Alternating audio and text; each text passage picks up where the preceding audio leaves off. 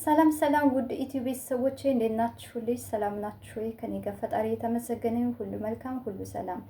አሁን ላይ አንዳንድ ሰዎች በጣም የተጋነነ ከሰርግ ያልተናነሰ የሽምግልና አላላክ ጉዳይ እያደረጉት ያለው እንደ ባህል ትክክል አይደለም። ከባህላችን የወጣ ያፈነገጠ ነው። እኛ በባህላችን አንድ የወንድ ቤተሰብ ሴቷ ጋር ሽማግሌ ሲልክ 3 ሽማግሌዎች ናቸው የሚመረጡት። እነኛ 3 ሽማግሌዎች በአንድ አይደለም እሽም የሚባሉት 2-3 ነው። አሁን ላይ ግን እያያችሁት ያለው የሽምግልና አላላክ በጣም ነው የሚገርመው። ከሰርግ ያልተናነሰ ይሄ መለስተኛ ምናምን አይደለም እኮ በጣም ትልቅ ሰርግ ማለት ነው። የሚላከው የስጦታ አበባ የሰው ልጅ ታቅፎት አይደለም የሚሄደው፣ በመኪና ተጭኖ ነው የሚሄደው። እስከ 1.2-3 ድረስ የሚሸጥ አበባ ችቦ አበባዎች በመኪና ተጭኖ ነው የሚሄዱት።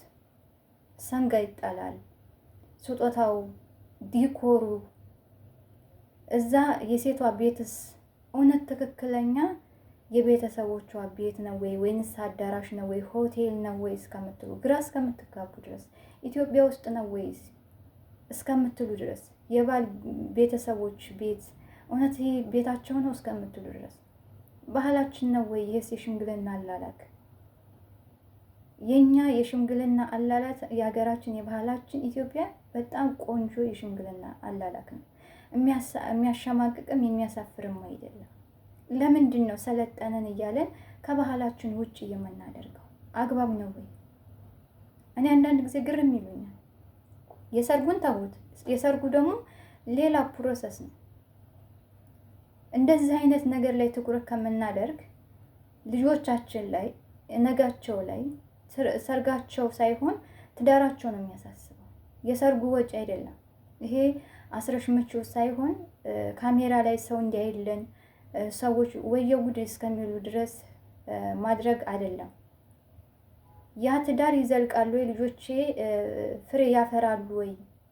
እነኚህ 2 ጥንዶች ተጣምረው ፍሬ ያፈራሉ ወይ?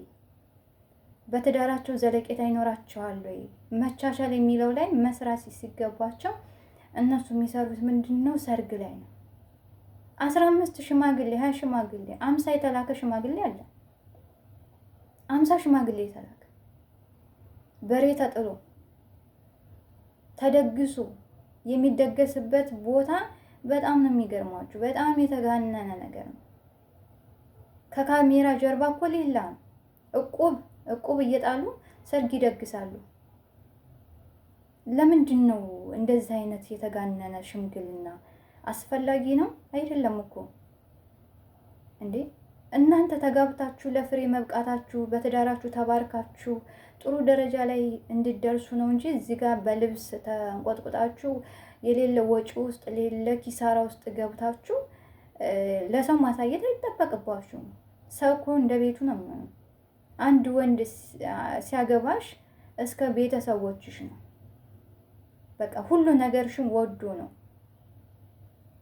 ከመልክ የውስጥ ጸባይ መልክ ይበልጣል። የላኛው ፈራሽ ነው፣ የውስጥ ግን ፈራሽ አይደለም። ከፈጣሪም ጎን አብሮ የሚያሳልፋችሁ ነው። ጥሩ ባህሪ፣ ጥሩ ስብዕና እዛ ላይ አትሰሩበትም። የምታጋቡት በጣም የተጋነነ የምታደርጉት ነገር የተጋነነ ግን ያትዳራችሁ ለወራቶች እንኳን አይዘልቅም። ዛሬ ተጋብተው ነገ ይፋታሉ። ይሄ እንደ ሀገር ኪሳራ ይዞን እንጂ የሚመጣው ውጤታማ አይደለም። እንደ ሀገራችንም ደግሞ ባህላችን አይደለም እንደዚህ አይነት ወጣ ያለ ነገር። ደግሱ አትደግሱ እኮ አይደለም፣ ግን እንደ ሀገር እንደ ሕዝብ ደግሞ ስታዩት ትክክል ነው ወይ? ሌላውንስ ያማከለ ነው ወይ?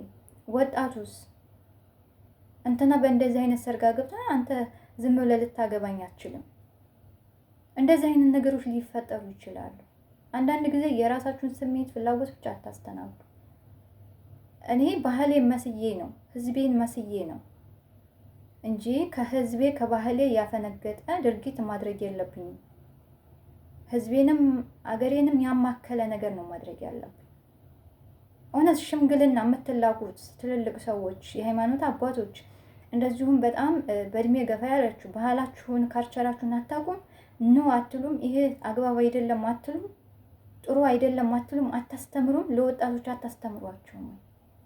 እኔ እንደ ሴትነቴ ይሄ ሽምግልና አሁን እየተደረገ ያለው የሽምግልና ስነ ስርዓት አንድን ሴት ልጅ በገንዘብ ገዝቶ እንደመውሰድ ነው።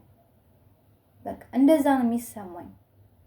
ይህን ያክል ወጪ እስከ 5 ነጥብ አውጥቶ የሚደግስ ሰው ያችን ልጅ በገንዘብ ተደራድሮ እንደወሰዳት ነው የሚሰማኝ። ሶሪ፣ ትክክለኛውን ነገር መናገር መቻል አለብን። ይሄ ስላለም ስለሌለም አይደለም። ባለን ነገር ደስተኛ ሆነን ባለን ነገር የተመጣጠነ ህዝባችንንም ሀገራችንን ያማከለ ወጣቱንም የሚያነሳሳ ቆንጆ የሆነች ፕሮግራም እንደ ትውውቅ ነገር አድርጎ ትዳራችን ላይ ብንሰራበት ነው እንጂ ጥሩ። ይሄ ዝም ብሎ ያልሆነ ነገር ላይ ብንሰራ ትርጉም የለውም እኮ ውጤቱ ኪሳራ እንጂ እውነት ውጤታማ ያደርገን። አንዳንድ ጊዜ ቆም ብለን ብናስብ መልካም ነው። የምናደርጋቸውን ነገሮችን እናስተውላቸው።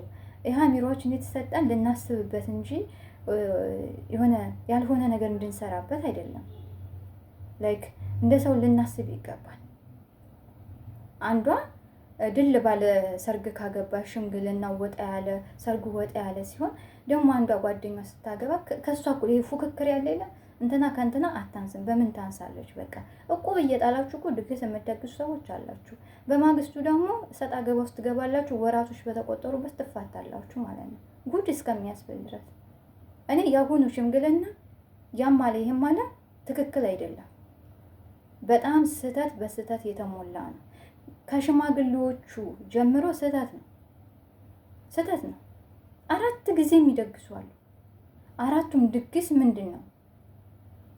ምን ያስፈልጋል? ለምን እናንተ አሚሯችሁ ውስጥ እኔ ከባለቤቴ ጋራ የምዘልቅበትን ነገር በጋብቻ አብረን የምንዘልቅበትን እስከ ዕለተ ሞታችን እንጂ ማሰብ ያለብኝ እኔ ስለምደግሰው ድግስ አይደለም። ምናልባትም እኮ ያን ያክል ድግስ ደግሳችሁ ምንም ያክል እኮ ስጦታ ወይንም ጊፍት አይመጣላችሁ። እመኑን ቅራቅንቦዎች ነው የሚመጣላችሁ። ገብቷችኋል? ስለዚህ እኔ በጣም የሆነ ያስፈራል። ገብቷችኋል? ነገ ደግሞ ከዚህ የበለጠም ሊመጣ ይችላል። ከዛም በኋላ አንዱን ስታገባ ከላስ ኩረጃ ላይ ልንገባ ነው። ይሄ ኩረጃ ይባላል። ከምትለብሱት ልብስ እንኳን እየኮረጃችሁ ነው የምትለብሱት። ከምታደርጉት ፕሮግራም ራሱ ዘፋኝ ባንዶችን ምናችሁን መርጣችሁ በጣም ነው የምትገርሙት እንዴ! እስኪ ሌላውንም የሚያሰባስብ እስኪ የተራበውንም የተጠማውንም የታረዘውንም የሚያሰባስብ ስራ ስሩ። እኛ እኮ አታግቡ አይደለም የምንለው፣ ግን ጋብቻ ስነ ስርዓት ሊኖረው ይገባል። ሽምግልናው ስነ ስርዓት ሊኖረው ይገባል። አሁን ላይ እየተካሄደ ያለው ሽምግልና ስነ ስርዓት አግባብ አይደለም፣ ትክክል አይደለም። ከባህላችን እኛ የኢትዮጵያ ጋብቻ ስነ ስርዓት በጣም ቆንጆ ደስ የሚል ነው። የሚያሰፍር የለንም። እኛ ባህላችን በጣም የሚወደድ ባህል ነው ያለን። ይሄ ዝም ብላችሁ አትኮርጁ። አንዷ ከአንዷ መኪና ገዝቶ ሽምግልና የሚልክ ሰው አለ። ስንት ግራም ወርቅ ገዝቶ የሚልክ ሽምግልና አለ። እኔ እቃው ላይ ምን አለኝ?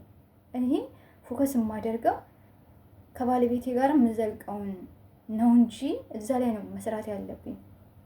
ትዳሬ እንዴት አድርጌ አሸንፋለሁ፣ እንዴት አድርጌ ማኔጅ አደርጋለሁ በቤቴ ውስጥ ያለውን እያንዳንዱን ነገር እንጂ ማለት ያለብኝ ይሄ የሚመጣልኝ ላይ ወይንም የማዋጣበት ወጪ ላይ አይደለም። አንድ ሰው ካለ ማውጣት ይችላል፣ ግን እኔ ቢኖረኝም አላወጣም። ለምን እንደማልወጣ ታውቃላችሁ? እዚህ ጋር ህዝብ አለ፣ ሀገር አለ። ሀገሬ ህዝቤ እዚህ ጋር ሌላ እንትን ውስጥ ገብቶ እዚህ ጋር እኔ ደስታዬም ደስታ አይሆንም። ሀገር ህዝብ ደስ ሲለው እኔም ደስ ይለኛል። የሚያሳትፍ ነገር ላይ ነው። 6 ነጥብ እስከ 20 ሚሊዮን አውጥቶ ትዳር ይመሰርታሉ። ከዛም በኋላ ነገስ ጠይቋቸው ተፋቱ እኮ ወይ እነሱ እኮ ቆዩ ከተፋቱ ካሜራ ላይ ቀረ ያ ነገር። ምንድነው ለትውልዱ እያስተማራችሁት ያለው እያስተላለፋችሁት ያለው? ሽማግሌዎች ትልልቅ ሰዎች ናቸው፣ ሃይማኖት አባቶች ናቸው። ለትውልዱ ምን እያስተላለፋችሁ ነው ያላችሁት? 50 ሽማግሌ ለ50 ሽማግሌ እያንዳንዱ ወጪ አለው። ይዘውት የሚሄዱት ሰንጋ፣ በግ፣ አበባ፣ የአበባ ችቦ በመኪና ተጭኖ ነው። በቃ በመኪና ተጭኖ እንደ ሲኖትራክ ያለ መኪና ያለ በሱ ተጭኖ ነው የሚሄደው። መኪና ግን አቅምስ የሌለው እንዴት ምን ገዝቶ ሊሄድ ነው? ምን ገዝቶ ሽምግልና ሊልክ ነው? አረ ተው ወገን ተሳሰብ። አረ ጥሩ አይደለም፣ በእውነት ጥሩ አይደለም እንዴ! ራሳችሁ ልታውቁ ይገባል እንዴ! ከዚህ ሰው ጋራ እንዴት ሆኜ ነው ትዳሬን ዘለቄታ የሚሆነው ብላችሁ እንጂ ይህ ሰርግ ላይ ለ10 ቀን ለ5 ቀን ለሚቆይ ነገር ላይ የዚህን ያክል ባደክሙና የዚህን ያክል ወጪ በወጪ ባትሆን፣ ከዛ ደግሞ እንደገና ደግሞ ያንን ወጪ ልከፍሉ እቁብ ገብታችሁ ከዛ ደግሞ ያንን እቁብ ደግሞ ለመክፈል ቀና ደፋ ትላላችሁ። ከሰው ጋር ትጋጫላችሁ እኮ በኋላ ላይ የሴቷ ቤተሰብ ቤት ስታዩት ሌላ ቤት ነው፣ የወንዱ ቤተሰብ ስታዩት ሌላ ቤት ነው፣ እዛ ፎቶ ላይ ያያችሁት ቤት ደግሞ ሌላ ቤት ነው። አንድ ወንድ ልጅ ሲያገባ እስከ ቤተሰቧ ነው ግዴታ። ቢላ ቤት መኖር የለባቸውም፣ አፓርታማ መኖር የለባቸውም። ገብቷችኋል? ይሄን ሁሉ ያማከለ ነገር ብታደርጉ ጥሩ ነው እንጂ ሌላ ነገር ባታደርጉ መልካም ነው። ሌሎችንም አይተን እናደርግ። በቃ እናስብ፣ አርቀን እናስብ። ግድ የላችሁም እናተርፍበታለን እንጂ አንከስርበትም። ቪዲዮውን ሸር እያደረጋችሁ ከተመቻችሁ ለሌሎችም አካፍሉ። የራሳችሁንም ሀሳብ የጨመራችሁ ሰብስክራይብ ያላደረጋችሁ ሰብስክራይብ ያደረጋችሁ ቤተሰብ ሁኑ። ጠቃሚና አስተማሪ ቪዲዮዎችን በመለቅበት ሰዓት ወደ እናንተ ቶሎ እንዲደርሳችሁ ኖቲፊኬሽን የደውል ምልክቷን መንካታችሁን አትርሱ። ነባሮቹን እያመሰገንኩኝ በሌላ ቪዲዮ እስከምንገናኝ ድረስ እኔም እናንተን በያለን ብቻ እንቆይ። መልካም ጊዜ